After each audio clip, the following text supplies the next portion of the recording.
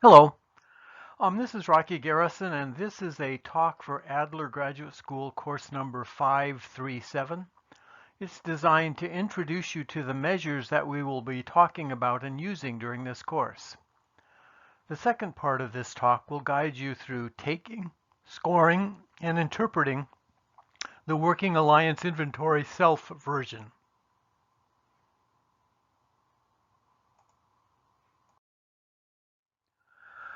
Sperry and Benenstock recommend the use of these four measures in their manual for pattern-focused therapy that we are reading in this course. You will be using the session rating scale in your mock interviews. This will be one piece of feedback that you will use in developing critical self-awareness as a part of your professional development.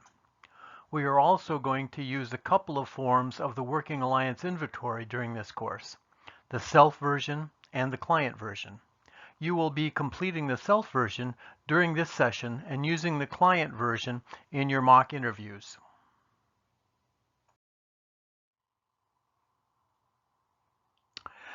These files are in the handouts folder. You need to have copies of the Working Alliance Inventory's self version and the scoring table for the exercise in this talk. So download them and print them out before proceeding to the next slide.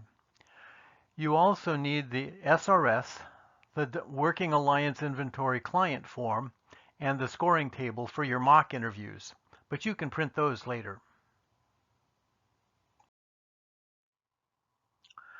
The outcome rating scale is given at the beginning of each counseling session. There are 4 items, and your client puts a mark on each line to let you know how they are feeling in each area. You review these results with your client right after they complete it, as a way of beginning a discussion of how their week has gone. If you want to record a numerical value in your chart, you use a centimeter ruler. The lines are 10 centimeters long, so you can get a score from 0 to 100 by placing the ruler on the line.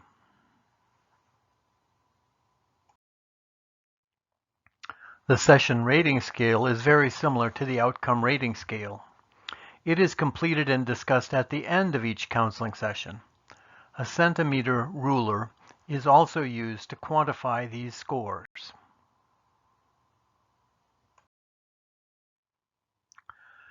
The short form of the social interest inventory is collected at the first session and then every 5 sessions as an indicator of changes to a more adaptive style of living.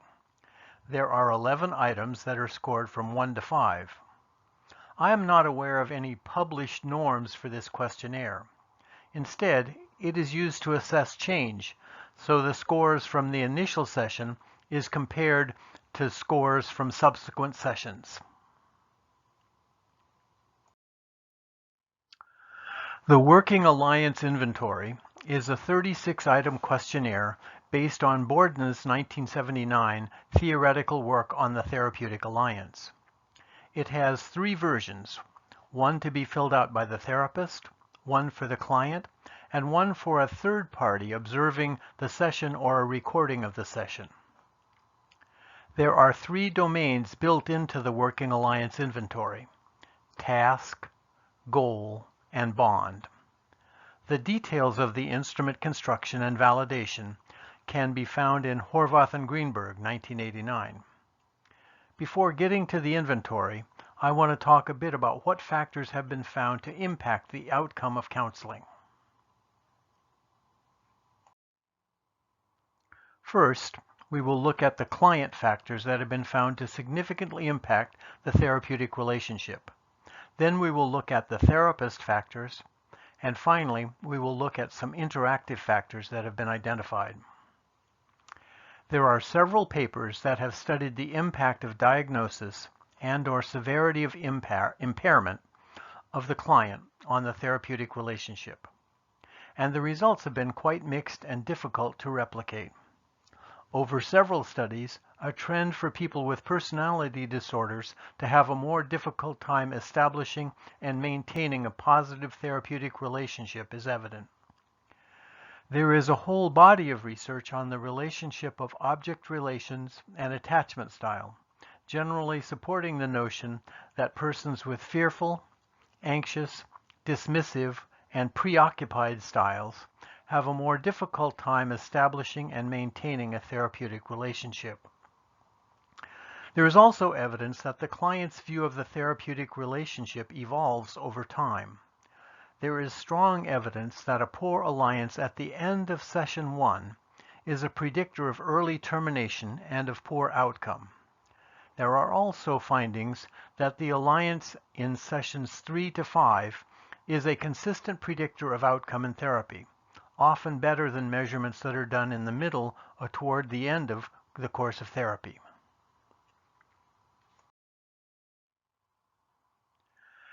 Empathy is one of the core conditions of the therapist that Carl Rogers identified, along with unconditional positive regard and congruence of the therapist. To build a good interpersonal bond, the therapist needs to be able to not only accept and appreciate the client's world, but also to individualize the expression of understanding and support to suit the client's relationship stance. Creating a relationship in which the client feels understood is an essential competency for a therapist.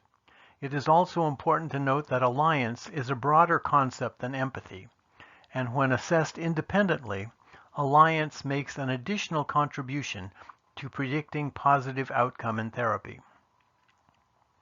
Other therapist factors that have empirical support are an optimistic attitude and the ability to generate hope and open and clear communication. It is easy to see how these factors overlap with one another, and researchers have been very creative in figuring out ways to measure each of these aspects. A good therapist can convey understanding and appreciation of the client's phenomenological perspective, as well as a belief that things can change for the client. Research into the impact of experience and training of the therapist has yielded equivocal findings. There is a consistent negative correlation between alliance and training, but a positive correlation with measures of therapist skill. Training may be a necessary but not sufficient condition for a therapist, particularly with more difficult and disturbed clients. Overall, clients with difficulty forming close relationships have stronger alliances with more experienced therapists, while less relationally handicapped clients do not respond differentially to levels of experience. Several therapist factors have been found to negatively impact outcome. A controlling or take-charge attitude does not seem to work with most clients. Therapists who are perceived as irritable, cold, or distant by the client tend to have poorer outcomes, as does the offering of interpretation or insight prematurely. Timing in therapy is discussed a great deal, but establishing clear guidelines for good timing have been elusive.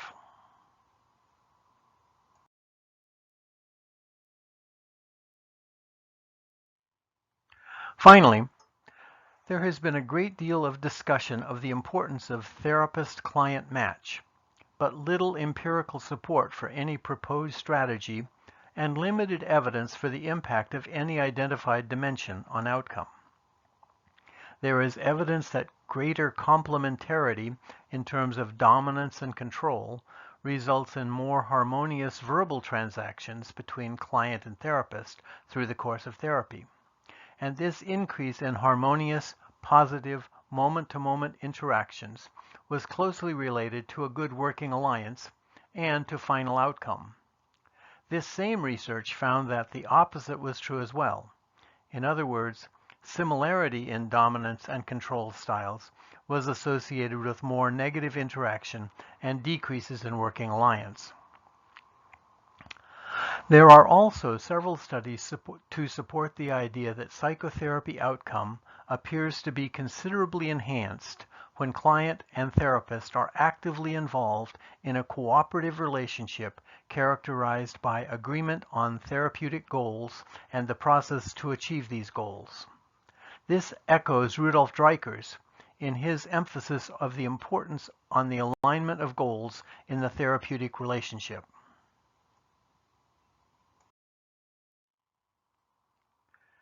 Make sure you have a printed copy of the Working Alliance Inventory self-form and the scoring table to complete for this exercise.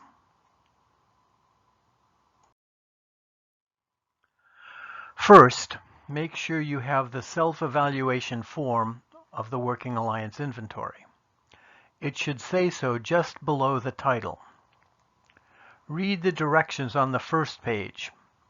You are considering all of the helping relationships you have been in, especially any clinical relationships. Scores range from 1 to 7, with 1 indicating that the statement is not true for you, and a score of 7 indicating that the statement is very true for you. The results of this self-evaluation are confidential. You can discuss them in your personal reflections and in your final paper. Once you have circled a score for all of the items, look at the second page of the scoring table. Be sure to put your scores in the box that corresponds to the item number. If the item number is in the left of the box, you record your score.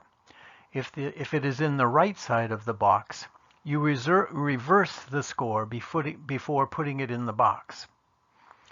When you have all your scores in the table, add up each column to get a total score for each of the domains. You will need to remember how to score the Working Alliance Inventory so you can score the 2 questionnaires you receive from the subjects in your mock counseling sessions.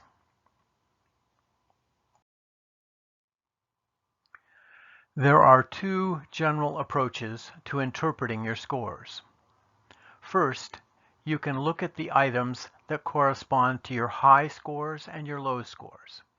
It might be useful for you to recall the specific interactions that you were thinking of when you completed the items. You can also consider how these items reflect your style of living and personality as best you understand it. Second, consider the domain scores. Is one noticeably higher or lower than the other 2? Does this match your sense of yourself as a counselor and your level of professional development?